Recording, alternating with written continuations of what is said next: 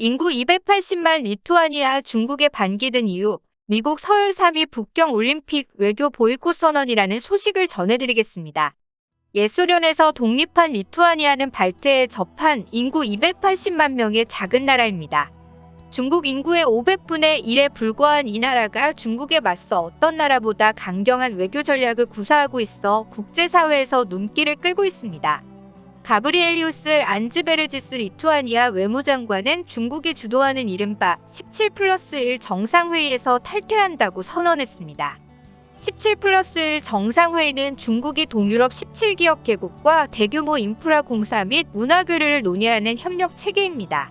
1대1로 프로젝트에 따라 동유럽의 영향력을 확대하려 시진핑 중국 국가주석이 2012년부터 매년 한 차례 17개국 정상들을 한자리에 모으고 있습니다. 리투아니아가 이 모임에서 빠지겠다고 선언한 것은 중국에 대한 도발이나 마찬가지입니다. 리투아니아가 중국의 자존심을 건드린 건 이번이 처음이 아닙니다. 리투아니아는 중국과 외교관계를 맺고 있지만 지난 3월 대만에 무역 대표부를 설치하겠다고 발표했습니다. 중국은 강하게 반발했습니다.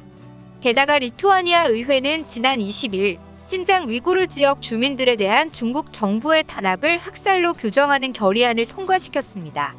앞서 지난해에는 수도 빌뉴스에서 홍콩의 반중 시위를 지지하는 시위가 열렸고, 당시 이 시위에 대해 불쾌감을 표시한 리투아니아 주재 중국 대사를 란즈베르지스 외무장관이 초치해 경고를 줬습니다. 국토 면적이 중국의 147분의 1에 불과한 리투아니아가 중국에 강경하게 맞서는 이유는 약소국으로서 생존 전략이라는 평가가 나옵니다. 미국과 EU가 최근 중국과 날카롭게 대립각을 세우자 이런 흐름에 맞춰 서방 강대국 편에 섰다는 눈도장을 받으려고 노력한다는 것입니다. 리투아니아는 지난 2월 중국 보안 검색 장비 제조 업체 뉴텍 제품의 반입을 금지했는데 이 회사가 미국의 제재 대상이 되자 그대로 따른 것입니다. 소련 지배 체제에서 오랫동안 공산당에 시달려온 리투아니아인들이 공산당에 대한 반감이 크다고 서방 언론들은 분석합니다. 공산당이 통치하는 중국에 대한 정서적인 거부감이 상당하다는 것입니다. 중국 환구시보는 사설에서 리투아니아는 중국 같은 대국에 맞설 만한 나라가 아니다 라며 불쾌감을 표했습니다. 낸시 펠로시 미 하원 의장이 18일 2022년 베이징 동계올림픽에 외교적 보이콧을 제안한다고 밝혔습니다.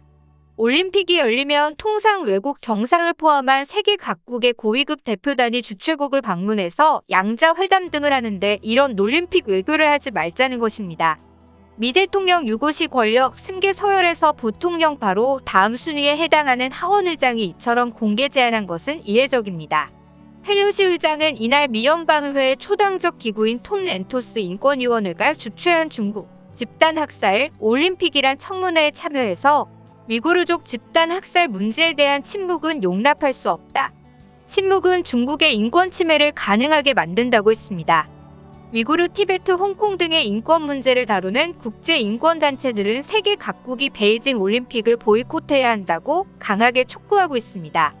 지난 2월 캐나다 의회는 중국의 위구르족 탄압이 계속될 경우 올림픽 장소를 다른 나라로 바꾸도록 국제올림픽위원회와 캐나다 정부에 촉구하는 결의안을 찬성 229표, 반대 26표로 가결했습니다. 오늘의 추천 영상은 신고만 하면 한국 국적 중국인이 94.8%입니다. 끝까지 시청해주셔서 감사합니다.